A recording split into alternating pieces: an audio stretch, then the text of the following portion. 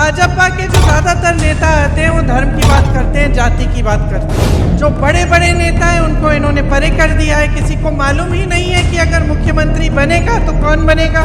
अब एक तरफ भाजपा के नेता जो ऐसी अजीब सी बातें करते हैं जब चुनाव के लिए आते हैं, इनके मंत्री के बेटे किसानों को अपनी जीप के पहियों के नीचे कुचल रहे थे उत्तर प्रदेश में, और वही मंत्री इनके साथ मंच पे बैठा रहता था कि देश का किसान 27 रुपए प्रतिदिन कमाता है और अडानी जी एक अडानी 16,000 करोड़ रुपए एक दिन में कमा रहा है। 18 सालों के लिए कुछ नहीं किया, अब चुनाव आ रहा है। 2 महीनों पहले इन्होंने महिलाओं को कहा कि अपने खाते खोलो, हम आपके खातों में पैसे डालेंगे। तब ये क्या कर रहे थे? इनके मंत्री के बेटे किसानों को अपनी जीप के पहियों के नीचे कुचल रहे थे उत्तर प्रदेश में, और वही मंत्री इनके साथ मंच पे बैठा रहता था। जब वो काले कानून आए तब किसान की कोई सुनवाई हुई? 1 साल होने वाला था, किसान सड़क पे बैठा रहा। सैकड़ों किसान शहीद हुए। पानी नहीं था, बिजली भी नहीं थी, उस समय सड़क पे ही बैठे थे, लेकिन उनकी सुनवाई नहीं हुई। सुनवाई तब हुई, काले कानून वापस तब लिए गए भाजपा द्वारा जब 2 महीनों में उत्तर प्रदेश का विधानसभा का चुनाव आ रहा था। चुनाव आने तक कोई सुनवाई नहीं हुई। हम जब कहते हैं प्रदेशों में कि हम कर्ज माफ करेंगे किसानों के, तो मालूम है ये लोग क्या कहते हैं? कहते हैं पैसे नहीं है इन चीज़ों को करने के लिए। जिस समय किसानों का आंदोलन चल रहा था उस समय उत्तर प्रदेश के किसान का 15,000 करोड़ का बकाया था, गन्ने का बकाया। गन्ने का 15,000 करोड़ का बकाया था। उसके थोड़े ही बाद मोदी जी की सरकार ने कहा कि हम 20,000 करोड़ रुपए खर्चेंगे, दिल्ली का जो संसद भवन है उसको सुंदर बनाना है। तो हम उस समय पूछ रहे थे कि ये जो 15,000 करोड़ का जो बकाया है गन्ने का, ये क्यों नहीं दे रहे हो? कह रहे थे हमारे पास पैसा नहीं है। किसानों के कर्ज को माफ करने के लिए पैसा नहीं था, लेकिन संसद को जो 70 साल से अच्छा खासा चले आ रहा था संसद भवन, उसको सुंदर करने के लिए आपके पास 20,000 करोड़ हैं। क्यों? क्योंकि उसको करने से आपका मान सम्मान बढ़ रहा है और किसानों की कोई परवाह ही नहीं है आपको। 2000 यूनिट यहाँ पे आपको बिजली की फ्री में मिली है, सिंचाई का बिल माफ हुआ है। यहाँ आवारा पशु की जो समस्या थी उसके लिए आपकी मदद के लिए सरकार ने सोचा कि किस तरह से मदद कर सकते हैं, तो 67 लाख मीटर की तारबंदी की।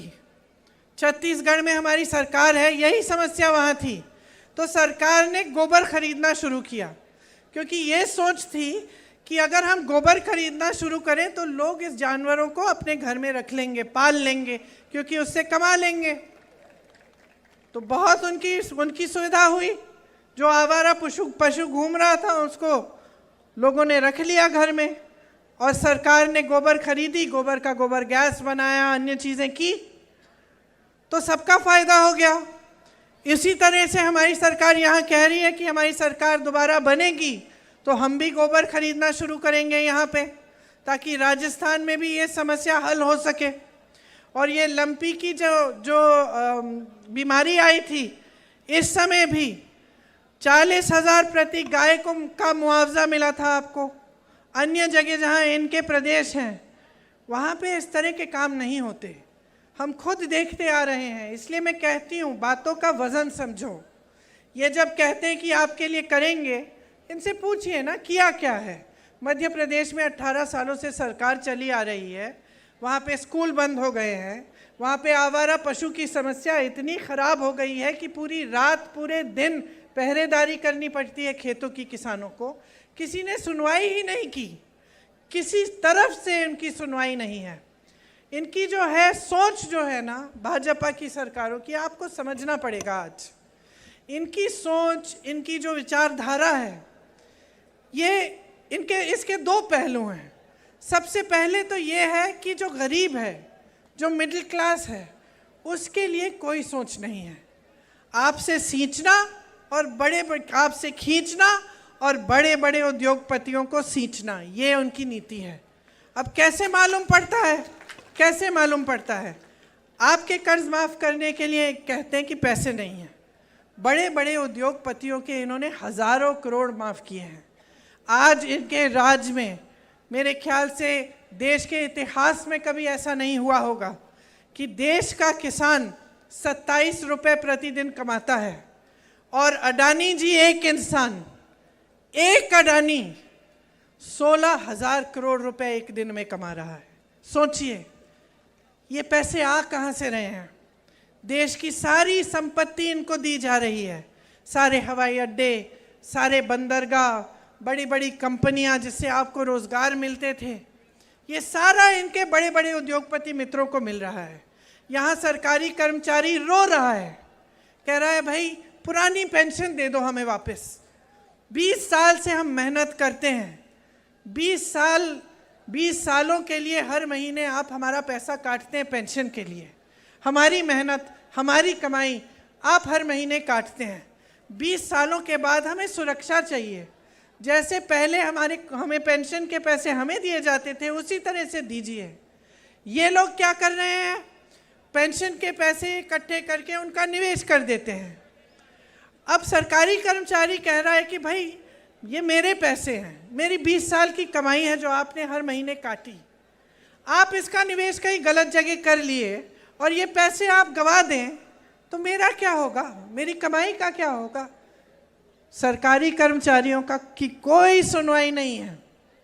इनके हर प्रदेश में नई पेंशन स्कीम चल रही है, कांग्रेस के हर प्रदेश में पुरानी पेंशन स्कीम चल रही है। राजस्थान में है, हिमाचल में है, छत्तीसगढ़ में है, हर जगह, कर्नाटका में, हर जगह पुरानी पेंशन की स्कीम। हम नहीं कह रहे कि पैसे नहीं हैं, हम कह रहे हैं हम पैसे ढूंढ के निकालेंगे इसके लिए। हम कह रहे हैं हमें कर्ज माफ करना है, हम पैसे ढूंढ के निकालेंगे। अब इनकी सोच देखिए। मेरी बहनें बैठी हुई हैं, महिलाओं के लिए यहाँ पे आपकी सरकार ने बहुत किया है। सबसे पहले तो आपके लिए महंगाई की राहत कैंप बनाए। अब सोचिए कि ये नौबत आ गई है कि केंद्र सरकार इतनी महंगाई बढ़ा रही है कि प्रदेश की सरकार को राहत के कैंप लगवाने पड़ रहे हैं। सिलेंडर आपको 500 में मिल रहा है, 1 करोड़ लोगों को बिजली बिल की बिल जो शून्य हो गई, इंदिरा रसोई बनाई गई, 8 रुपए में आपको भरपेट भोजन मिलता है, 40 लाख मोबाइल दिए गए महिलाओं को, छात्राओं को स्कूटी देने का काम शुरू हुआ है, केजी से पीजी तक निःशुल्क शिक्षा महिलाओं के लिए, सरकारी बसों में आधा किराया, सरकारी नौकरियों में 30% आरक्षण, 10वीं पास होने पर 10,000 रुपये, 12वीं पास होने पर 20,000 रुपये।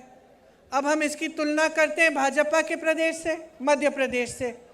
18 सालों के लिए महिलाओं के लिए कुछ नहीं किया। 18 सालों के लिए कुछ नहीं किया। अब चुनाव आ रहा है, 2 महीनों पहले इन्होंने महिलाओं को कहा कि अपने खाते खोलो, हम आपके खातों में पैसे डालेंगे।